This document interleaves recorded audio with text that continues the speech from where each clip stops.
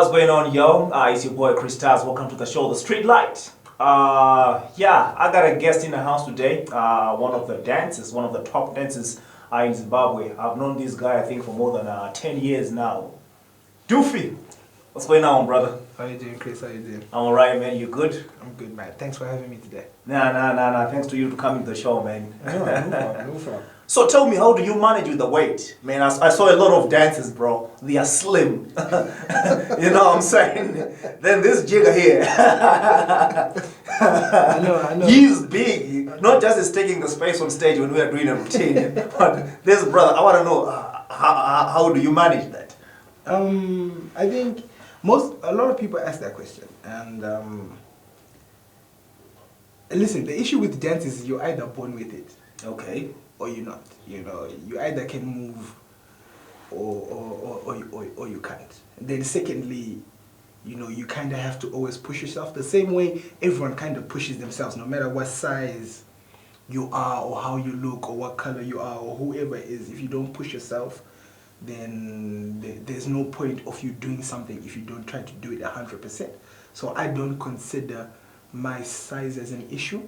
I think it's more of a mentality. So if I tell myself I can move as good or even better as the person next to me, as long as I tell myself that, then what is the problem? So you've always had this weight, Yes, or maybe dance started paying and brother started getting lazy and you started eating before every practice and you cut down the practice time. Then brother got big. It can be a bit of both. But I've always been this big, and also I feel like, you know, it helps with my image, because I feel like everyone has an image, and this helps with my inner image, my size, and I like it. Of course, you always get people who always, you know, body shame you, and people who speak on whatever it is. But once you understand that people will talk bad about you, whether you're doing good or bad, whether you look good or bad. So once you understand that people are just people, then you just end up just saying, you know, I'm going to move the way I want to. But also not saying that it's to everyone and say, so do whatever you want with your body. No, you have to take care of yourself. You know, I may look big, but I'm very fit. Take care of yourself, eat right, do things the right way. But I'm saying no matter how you look, you can do whatever you want, you know. Don't let people, you know, try to tell you, no, boys, you're this. Nah, that's stereotyping. No, that's really dope. I mean, I've known you from a couple of years ago. Yes. And I remember you used to be with the crew Nemesis, yes. Or Nemesis. Nemesis. Yes, I remember there are a lot of brothers there. A lot. Yeah. Tell me about Nemesis. We started off about 5 of us, and then it went to about 9. And then we came back to about 5. But as we started dancing, we started it in 2012, April 2012, if I'm not mistaken. But before, I was part of a crew called Fresh 105. Oh, I remember Fresh 105 with Prof. Yes, Yes. And then from there, we moved to Nemesis.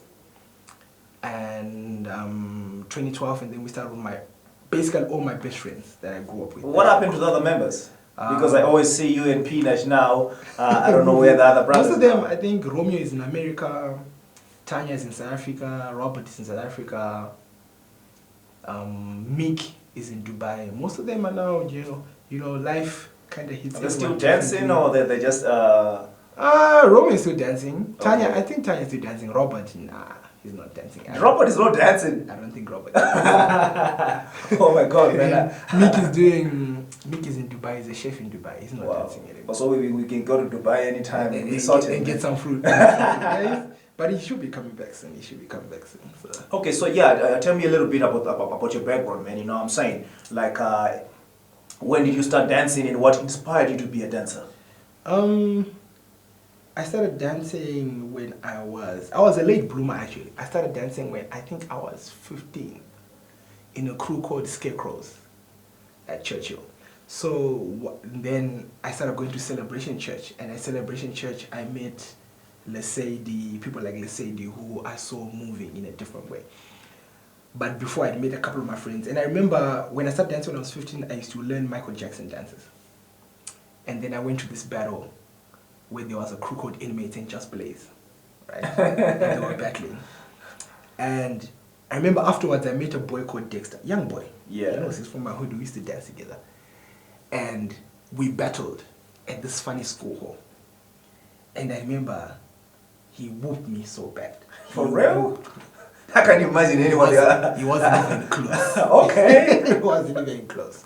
Wow. Because I was doing my little moonwalks and he was already advanced with waving and stuff. That's when I was like, okay, I need to change. And then I met Celino from my hood, Celino, and I met Sydney. These guys who taught me how to wave. And you meet different people. I met Tanya who taught me how to cramp. I met Prof who taught me isolation. I met Lesedi who taught me popping. So you meet different people who help you transcend your art as you go forward. And that's how I came to be where I was. But I started at 15. I was a late bloomer. Other people start younger. I started at 15. I also started at 17. 17? Yeah. Ah, Chris. I'm telling you the truth. Chris. I started when I was 17 because you know what? When I was in high school, I couldn't dance. Then after high school, that's when I started dancing. So you're later than me? Okay. Yes. Explains why. I used to watch, there was a guy in my school, his name was Philip. And he used to wear his school blazer, and you cut the winter glove to make it kind of look cool. Yeah. You know what I'm saying? That was the thing back in the day. He used to put the chemical in his hair, like how women do. And explains how old you are, Chris. You know what I'm saying? And this guy, he just used to do this, and girls goes, woo! And you know, I remember I went to this guy and I say, bro, I want to learn this. He didn't pay attention, bro. Yeah. He just looked at me, he didn't pay attention. Then 2 years later, we met at 7 Arts. Yeah. And I was on stage and this guy was in the crowd. So yeah, you see that verse, once again, pushing yourself, telling people, I can do it, even if you don't think.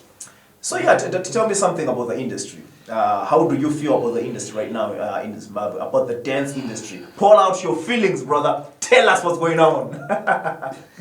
Tell us what's going on. I won't be too open about it. I'll try to be a bit more respectful, but I feel like with every country, whether no matter where economically your country's standpoint is, everything has to be grown. So whatever industry you are in, you have to kind of push it for it to get to where it needs to get to. A lot of people are waiting for help, but they don't realize that the participants within the industry are the help. So you and me are the help. We don't have to wait for outside forces, outside endorsements and so forth. We are the help. So I feel in order to grow in the industry, you need to come together. A lot of people in the industry are not coming together enough. There's too much pride, too much predications on what if they succeed more than I succeed, but your success is my success. I don't know if that is, in general, a problem of the industry or if that's a sort of cultural way of thinking that we have as people. That thinking, Kuti, once we do something together, it means you are ahead of me. That is not the case. You are supposed to shine, and through your light, I will shine as well. So even if you get more shine, it means you are just more talented. Now it's my job to catch up. Yeah. It's simple as that. You know, you can never overshadow someone's ability to be better. Your job is to catch up. So if you do a collaboration together and someone sees you as the better dancer, it is okay. There is nothing absolutely wrong with that. Because through your shine, hopefully when you go there, you will say, I want to carry my boy with me. But the problem is we cannot do that because I'm thinking, wow, Chris might actually be better than me. So if I do something with Chris, they'll only see Chris. Yeah, like you are inviting you to my show right now and people start thinking this guy is dumb. Exactly. So, but where's my belief in Chris? Yeah, I get what you're saying, man. Who said when Chris goes there, he doesn't take me with him? You know, where is your trust in the person you're working with? And that lack of trust, that lack of like coming together. I remember the first thing I saw was a couple of years ago, UDE, Urban Dance Experience, that was done by the Dance Avenue Studio and Eminem, that's you. And they filled up 7 Arts. And I hadn't seen 7 Arts that full in a long time, ever since the breakdowns in the Undisputeds, Anna Josh and whatever. And I remember saying to myself, and I'm saying, this is the next level. Where studios come together, create a production show, and they sell out places. This is the next level. But that thing only happened once and it collapsed. Yeah, I also remember that the shows that we used to do back in the days where there were like a lot of collaborations Exactly. with different crews. Exactly. Even with Reps Theatre also. We used to have hip hop guys are coming to join with the ballerinas and everything like that. Because we are in a small country. Even our population in Harare is not that big that we can say. Even our communities they are still small. And I think if I bring people from my community, you bring people from your community. Exactly. Yeah, I think it's something the industry also need to look into. Yeah. But pride, people think however they think, but you know, it's better for us to share $1,000 than for me to gain $250 by myself. But you know, that math kind of eludes a lot of people. So unfortunately, that's the world we live in. Oh, so that's the industry situation right now. I feel like with a lot more collaboration, the industry will go where it needs to go. Okay. Yeah, I think right now what we're going to do is we're going to take a look at what Dhoofy has been doing. A small clip, little video. For some of you that don't know this guy right here, his name is Dhoofy. That's his stage name. We've been calling him Dhoofy for years now, but his real name is Bradley. Yeah, he's one of the amazing dancers in Zimbabwe. He's a hip hop dancer. I've known these guys for a couple of years now, and we've traveled together also. And he will tell you a lot about this after the video.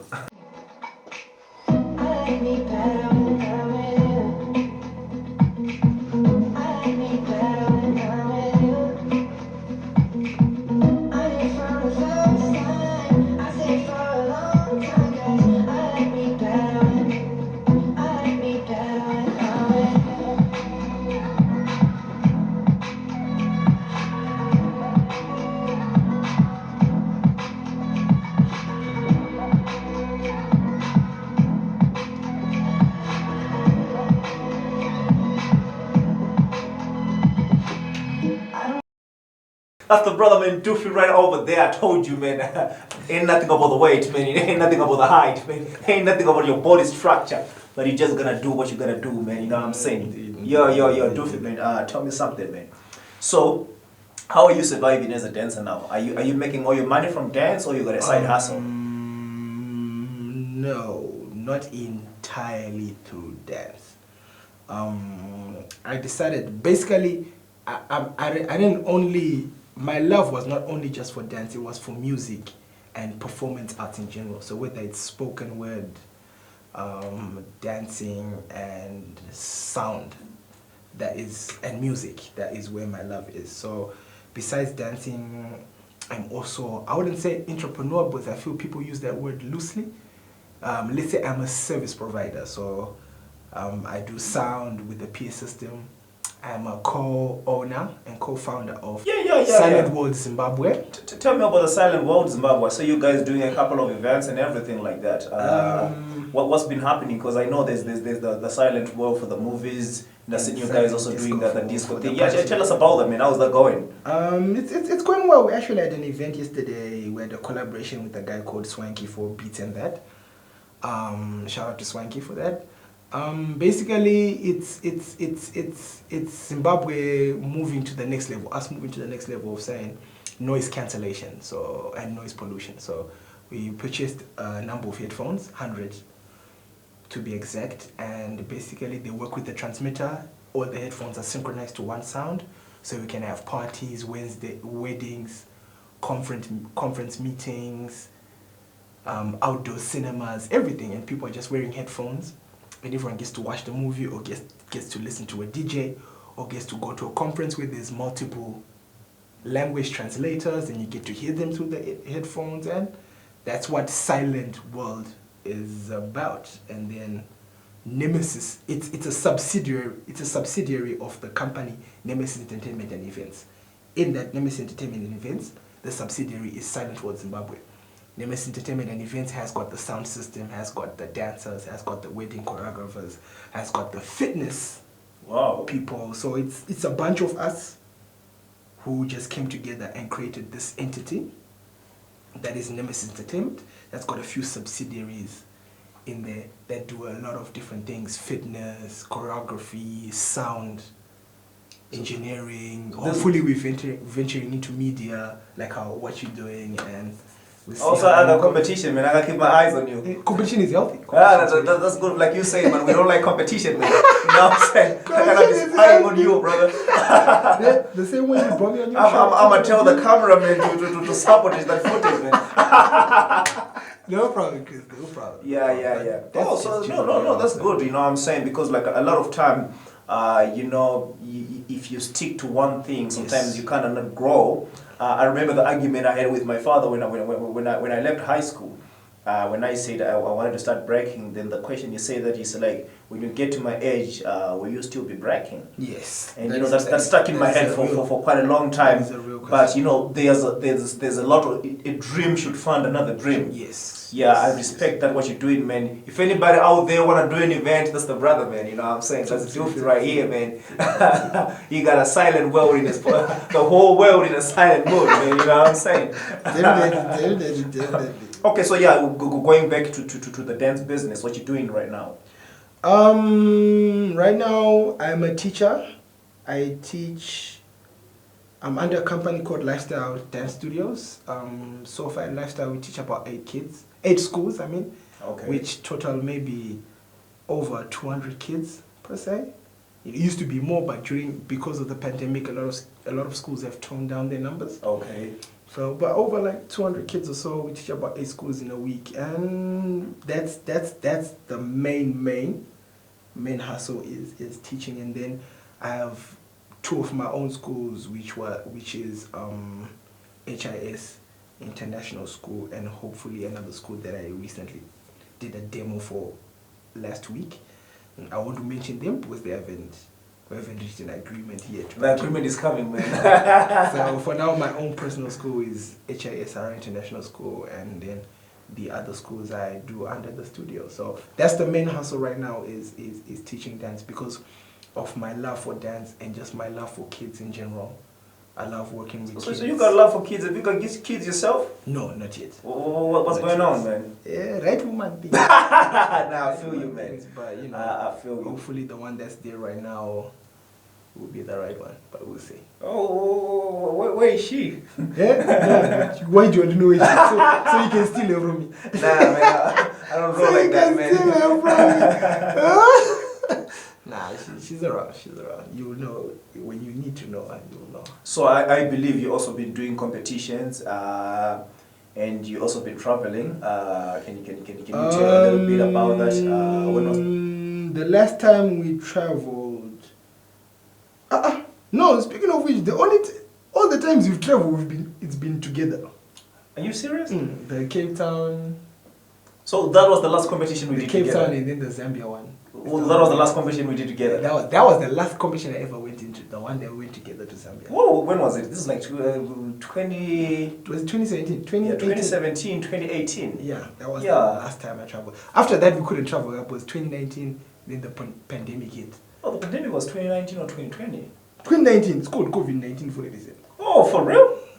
Chris, which world have you been living in? I don't know, man. Maybe this pandemic got me confused, you know what I'm saying? Yeah, I'm with your boy Dhoofy right here, our Bradley. He's a break dancer. He's a dancer, not a break dancer. I don't know, I just got that word break dancer in my mind all the time, you know what I'm saying? And he's also into business, you know what I'm saying? Like he's doing the silent world entertainment. He's been teaching school. He's one of the OGs, man. I really respect this brother. I've seen him dancing before because I also used to dance with Lissendi. Yes. And Lissendi also introduced me to Nemesis, but I knew you from First 105 with Prof. Yeah. Yes, but I used to see you as the lead for Nemesis, though there were a couple of brothers also there. Yeah. But I remember there was also another girl in Nemesis. Yeah, but she's a rapper now. Oh, she's a rapper now. Yeah. Tasha. Yes. Yeah. Oh, okay. And then there was another girl, her name's Chelsea, but she's in school now. She's in varsity, so. Oh, those are the only 2 girls we ever moved with. Those are the only 2. Tasha, who's a rapper now, and Chelsea, who's in university now. So, I mean, Dhoofy, where do you see the industry going? Is there a future for the dance industry in Zimbabwe? And what do you think you could do to change this game? Because sometimes we do talk about the problems, but we don't want to be responsible because this is also our industry. If you guys don't do it, if we don't do it, who do you think is going to do it? Like, you think the soccer guys, they're going to come out of the field and say, okay, dancers, this is what we want to do. You know what I'm saying? I mean, what do you think about the future of the industry? In a way, the disconnect that is there in the industry is because of lack of dialogue. What me and you are doing, dialogue, talking and discussing these issues. It's the same disconnect we have between our parents. The reason why you would argue with your father about a lot of things is because there is no dialogue in our families, as whether it's cultural, where you are taught to fear your parents or to see them, or whatever, however you see them. You know, that lack of dialogue means that we don't transcend whatever wealth or whatever position you are as a family. Same as in the industry. That lack of dialogue between professionals means that we don't transcend the industry from where it is to where it's supposed to go. As long as I don't see you as competition or I don't fear you, it means we can have dialogue. And if we can have dialogue, we can move the industry forward. So as much as our forefathers and whoever, the pioneers of the dance, did their part to push dance to where it is right now, those that are not happy about where the dance industry is right now, it's up to us to then say, okay, let's not look at each other as competition, let's not fear each other. Instead, let's come together and have dialogue and say, okay, let's sit, talk about how we can push this forward. Let's collaborate, let's maneuver. Once we do that, you know, the dance industry has a future. But until we don't see each other as competition, and until we don't fear each other, and until we don't sit down, until we sit down and have a simple dialogue, just a simple conversation about how can we move forward, what ideas do I have, what ideas do I have, how can we push this? You know, we are only stronger together. So until we do that, then... These are words actually coming from a boy Dhoofy right now. Yes, you know, yes. a lot of folks are been scared of competitions, and I've seen it. I mean, I'm not talking from beef, but I've seen a lot of shows. What I would call amateur dancers are bringing other amateur dancers to the scene. Yeah. Then you end up people not respecting the culture. Yes. Because maybe there was money. Yes. Then you don't see people inviting professionals to share. I don't know, maybe is it coming from fear or it's just coming from unprofessional... Unprofessionalism. Yeah. I think it's a bit of both in terms of saying a lot of things. The problem with what's happening these days is how we grew up is different from how a lot of the youngsters are growing up now. We did love because we loved it. We did dance, because we loved it. Yeah. That's the reason we started doing dance, because we had a passion for dance. A lot of people now are seeing it as an easy paycheck. I see. So before you start dancing, the first thing you think of is, okay, how much profit can I manipulate from this outcome? We used to just say, I want to do it for the love of dance. So when I met someone who was better than me, my desire for competition and my love to be as good as you would push me to want to face you.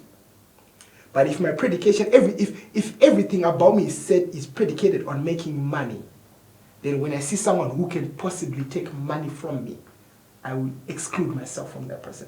Hence why you see the quality is going down a bit, where amateurs only hang with amateurs, professionals only hang with professionals, and there's no bridge in between, because everyone is kind of protecting their money. You know, but if you all just kind of go back to where the love of dance is what ruled everything, you realize that it will be a bit more together and it will be more professional. Same thing as another thing that I wanted to address when I came here is, when you create an industry, you create stability for everyone. Poverty is a great driver of specific agendas, right? But when you create an industry, no matter how poor I am, if I understand and have respect for the industry that I'm in and for the people who came before me, I will follow guidelines. Same way as you can go to an event and say, me as Crystals, my brand, my everything, I charge $100 for a performance.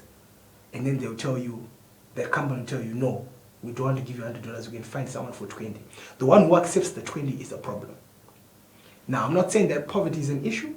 It is an issue, and sometimes you just want that 20. But you are demoralizing the industry by doing that. Because now, every time Chris goes out, he's always going to be told, but there's a person who will do it for 20. And that comes down to the amateurs accepting that money and the professionals accepting that money.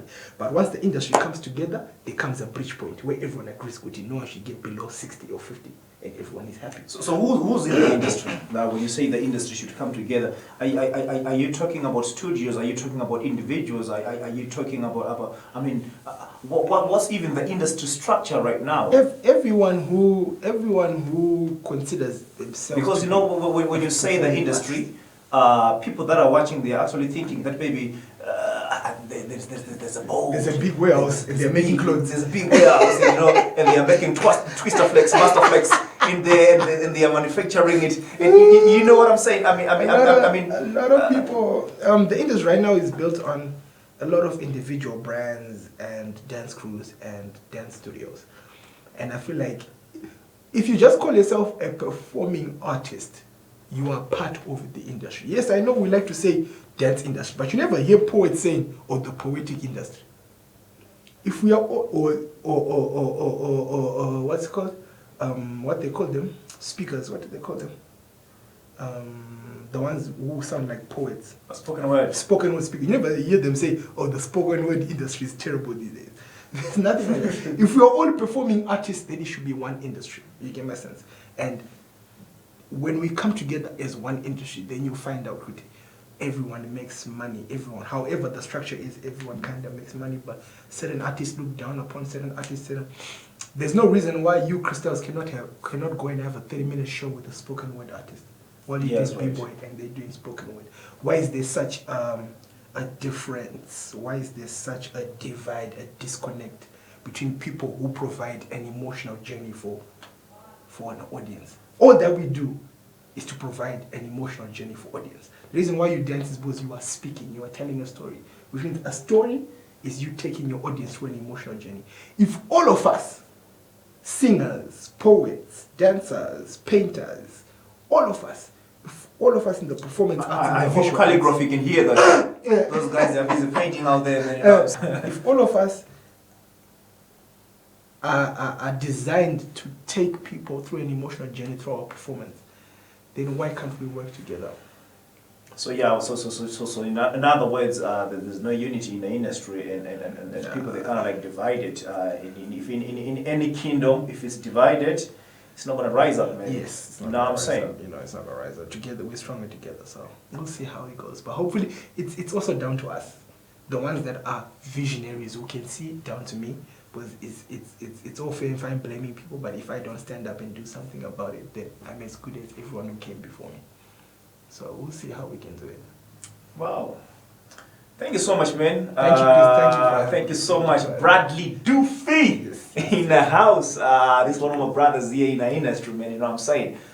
He's been doing dance for quite a long time now, and he's one of the pros that I know. Not that because we share stage together, man. Nah, you gotta check out this brother, man. You know what I'm saying? Man, what's your social media handles? On Instagram, it's at Bradley Dhoofy. On Facebook, at Bradley Dhoofy Kaseke, and then follow Silent World Zimbabwe on Instagram. Silent World Zimbabwe on Facebook, and also follow Nemesis Entertainment and Events on Instagram. Nemesis Entertainment and Events on Facebook, and then if you want to see most of my dance works, you can follow Lifestyle Dance Studios on YouTube. Yeah. Thank you so much for watching the show. We have come to the end of the show. That was the brother man Dhoofy in house, and it's your boy Chris Styles. Till we meet again on the next episode of StreetLight. Peace out.